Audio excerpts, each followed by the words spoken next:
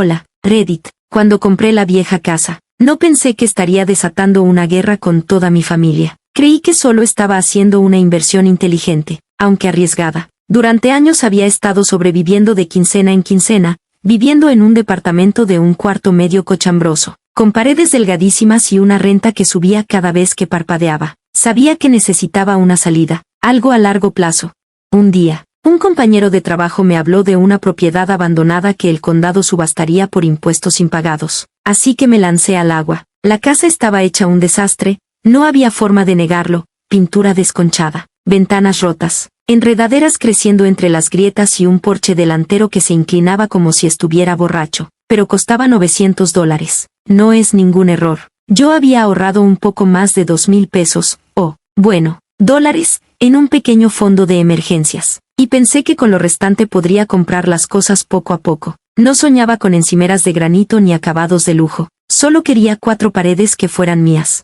Lo que no esperaba era cuán enfurecida se pondría mi familia. El día que les conté sobre la compra, estaba emocionado, nervioso, pero con esperanza. Primero llamé a mi mamá, esperando al menos una felicitación. En lugar de eso, guardó silencio unos segundos y luego dijo, «¿Así que te gastaste tus ahorros en un antro?» Traté de explicarle, le veo potencial, podría ir arreglándola poco a poco, y quizá algún día alquilarla. Me interrumpió, ojalá estés bromeando, porque tu papá y yo ya le dijimos a tu hermana que le ayudaríamos a pagar su retiro de yoga en Arizona este verano.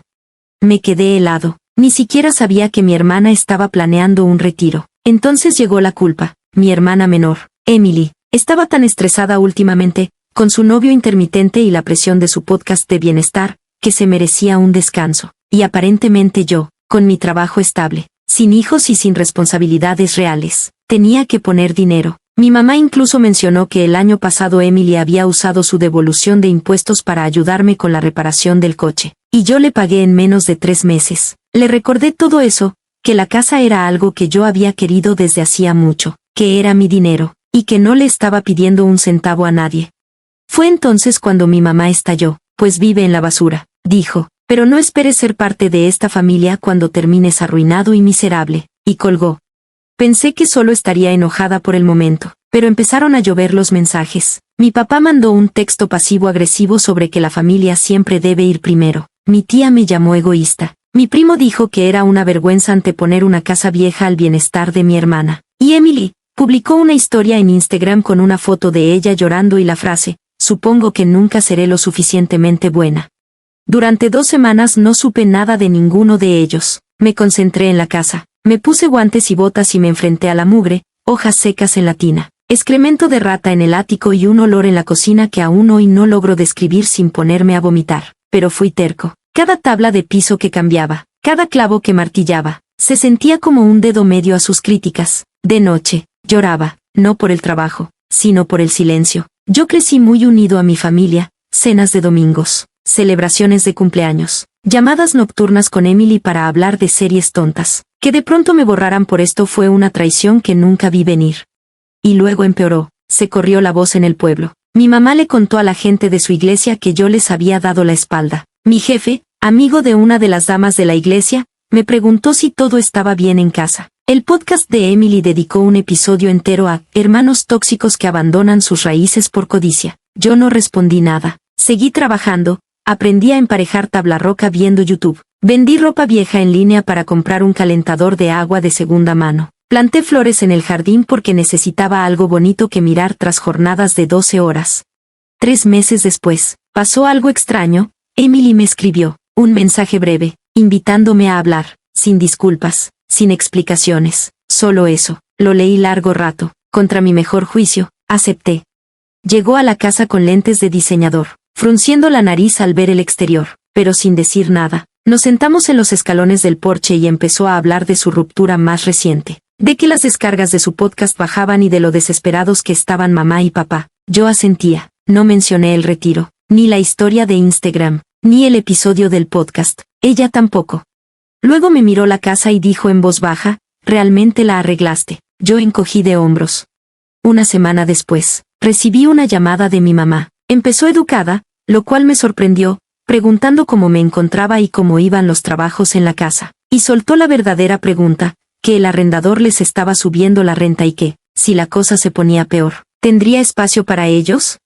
Sentí un nudo en el estómago. No era tonto. Sabía lo que pasaba. La casa que antes era una broma se había vuelto real y estable. Y ahora los mismos que se habían burlado y me habían excluido veían su valor. Le dije a mi mamá que lo pensaría. Al día siguiente llegó un mensaje grupal: tía, primo, Emily, mamá, papá, todos los que me habían ignorado o hecho sentir culpable, escribían: estamos orgullosos de lo mucho que has avanzado. Debió requerir fuerza de verdad. ¿Nos podríamos dar una vuelta a ver la casa algún día? Me quedé paralizado. De repente querían volver como si nada hubiera pasado. Y no solo eso, sino ser parte de algo que construí con mis propias manos. Les envié una respuesta después de un día: la casa todavía no está lista para visitas. Les avisaré cuando lo esté. No dije más, ni pregunté cómo estaban ni reconocí su preocupación repentina. Una semana después, Emily llamó otra vez. Esta vez y preguntó por la casa. ¿Qué has arreglado? ¿Lo haces solo? ¿Contrataste a alguien? Le dije la verdad. Todo lo hice yo, barato y con tutoriales de internet. Se quedó callada. Creo que esperaba que hubiera fracasado. Sonaba apoyadora ahora, pero no podía sacudirme lo performativo. Eres muy valiente, admiro tu independencia, sonaba hueco. Recordé su silencio cuando mi mamá me llamó egoísta. Y el episodio del podcast, aunque no dijera mi nombre, todos sabían de quién hablaba. Mi silencio no era perdón, era claridad. Le dije que estaba ocupado y colgué. 3 semanas después, llegó una carta por correo, manuscrita, de mi mamá. No me escribía desde la secundaria. Era formal, torpe. Decía que sentía mucho cómo habían sido las cosas, que tal vez no entendían mi visión y que les costaba verme arriesgar cuando ellos vivían sin riesgos, que me extrañaban. Pero en la segunda hoja estaba su verdadero motivo: los iban a desalojar. El dúplex se lo vendieron a un desarrollador y tenían 30 días para irse. La renta había subido por las nubes y sus ahorros no alcanzaban para un nuevo contrato. Mamá pedía de rodillas que les prestara un techo, aunque fuera por unos meses, hasta que se estabilizaran. Leí la carta 3 veces, con la mandíbula cada vez más apretada. Aún podía oír la voz de mi mamá: pues vive en la basura. No había sido solo enojo, había sido asco. Y ahora la misma mujer que dijo que la había avergonzado quería dormir en la habitación de invitados que yo había habilitado en lo que antes era un cuarto mohoso.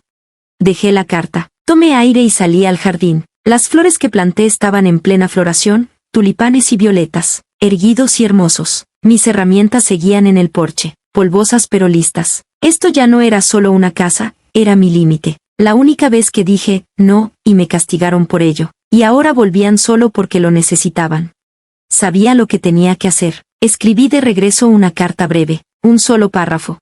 Lamento que estén pasando por esto, de verdad lo siento. Pero esta casa se convirtió en mi hogar porque luché por ella cuando nadie creyó. Tú me dijiste que elegí la casa en lugar de la familia, pues eso hice. He construido mi vida alrededor de esa decisión. Espero entiendas que no voy a deshacerla ahora. No supe nada de mi mamá por un buen rato. Por supuesto, mi tía me mandó un correo largo y enojado. Mi primo puso un rant en Facebook sobre cómo hay quien olvida de dónde viene. Emily dejó de llamar, pero ya no me importaba. Seguí adelante, pinté el último cuarto, renové la terraza trasera, puse un buzón con mi nombre y, por primera vez en mucho, sentí algo extraño: paz. El silencio ya no era pesado, me lo había ganado. Elegí y perdí a quienes antes dependían de mí, pero gané una libertad que jamás imaginé. Una noche, justo cuando cerraba la puerta, vi luces. Un Toyota destartalado se metió al camino de entrada. Parpadeé para asegurarme de quién era. Emily salió sin maquillaje y con el cabello en un moño desarreglado. Se veía agotada, como si no durmiera. Abrí la puerta, pero no dije nada. Ella se quedó ahí, manos en los bolsillos. No vengo a pedir un lugar donde quedarme, dijo. Solo quería decir que lo siento. Debí hacer todo esto y seguí fingiendo que no importaba porque no quería admitir que estabas haciendo algo que yo no pude. Tenía miedo. Crucé los brazos. No supe qué responder.